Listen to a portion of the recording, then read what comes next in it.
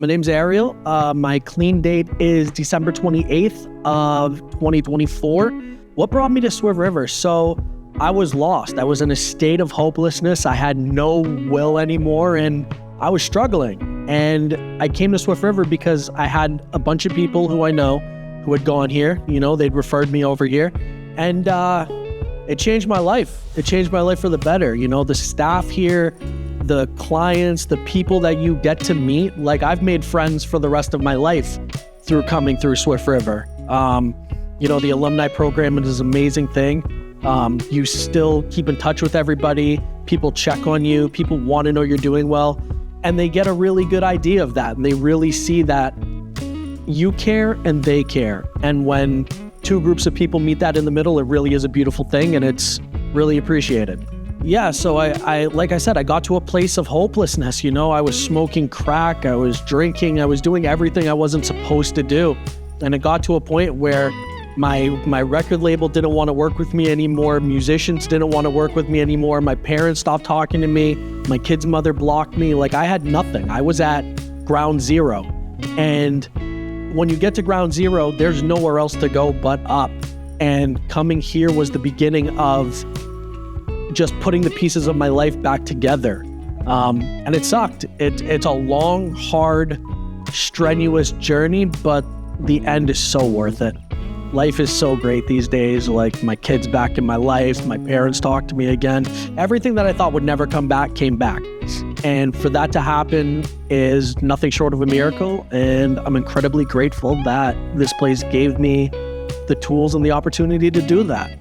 Nerve-wracking. It's nerve-wracking. You know, you don't know what you're walking into. You don't know if you should anticipate something, if you should not anticipate something. But it was very anxiety-ridden. You know, I had to really get over a lot of fears by walking in this door. You know, what am I going to do? Am I going to make friends? Am I going to like the people? How's the food? This, that, the third. A whirlwind of questions. But once you get through the door and you start to see the staff and how much they care in the intake process and just how they check on you and just to make sure you're doing okay.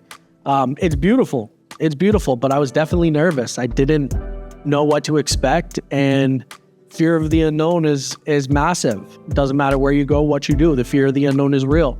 So I'm really grateful that I had the opportunity to come in and really just acclimate myself and, you know, get adjusted, because the community living and the groups and everything that encompasses coming in here is a lot.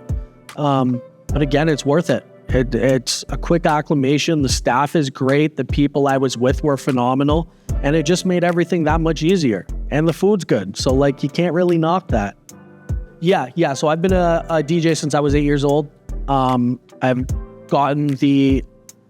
been able to travel a lot. I've got to play all over the world. I've produced for the new Boyz, Waka Flocka, Sammy Adams, Cali Swag District. And, you know, I spent very many years not sober, just traveling, enjoying my life. And then when I realized I had a problem, now I have to do these same things sober. And I have great support, you know. A lot of people are rooting for me as well as myself. Like I'm rooting for myself, and mind over matter. You know what I mean? As much as I'd love to fall right back into the progression of what it was, I realized that I'm much more level-headed and much clearer mentally to be able to do my job. And I have the best job in the world. Like I get to make music for people. I make people dance. It doesn't get much better than that. But yeah, my career has been very good to me. When I first decided I was going to get sober, my label had dropped me. Nobody wanted to make music with me anymore. Everybody was done with me. I was a liability to the biggest amount. You knew you were barely going to get me on stage, and you'd have to keep me away from the alcohol and everything else just to get me on the stage. These days I can show up, I can do my job properly, I can make those connections that I need to, and I really thrive in that environment. I never thought I could thrive in it without drugs or alcohol.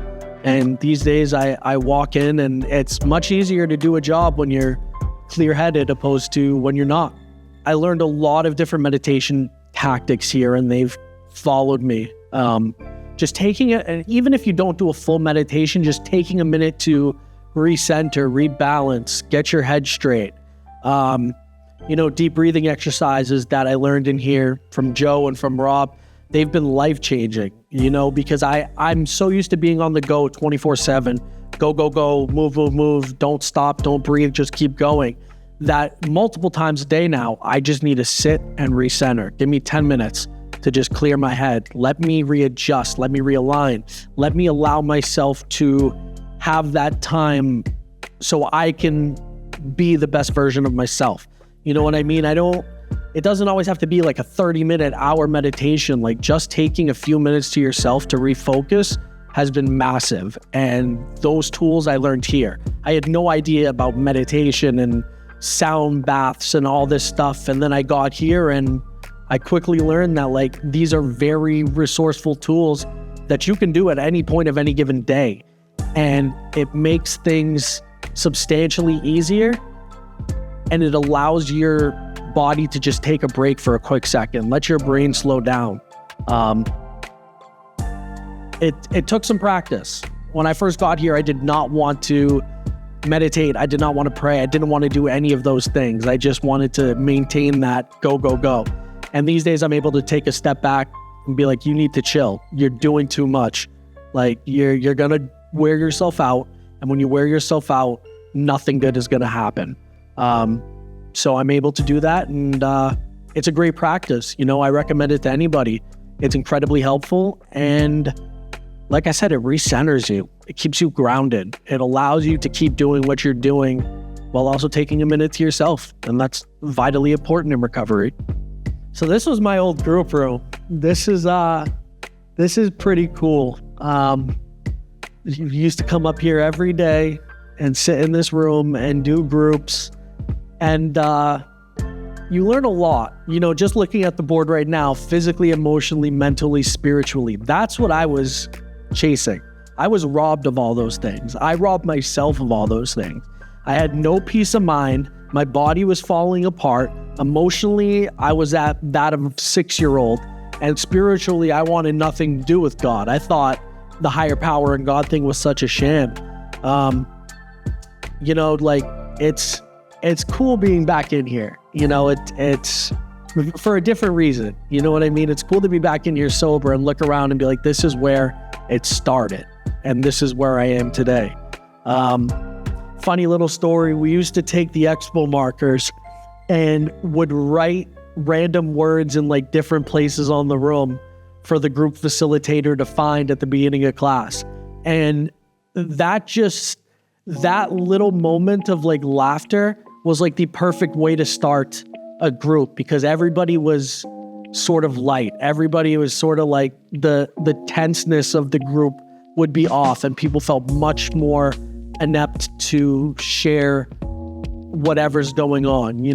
Just looking at the board again, what are you grateful for? I'm grateful for Swift River. I'm grateful for the opportunity. I'm grateful that these people never gave up on me, because I've been here more than once. I've been here twice. And second time, they welcomed me with open arms and said, let's go. Let's do this again. You did it last time. You're going to do it again. And I had to put more effort in, and I had to really dig down deep, but I did. And I wouldn't have traded it for the world.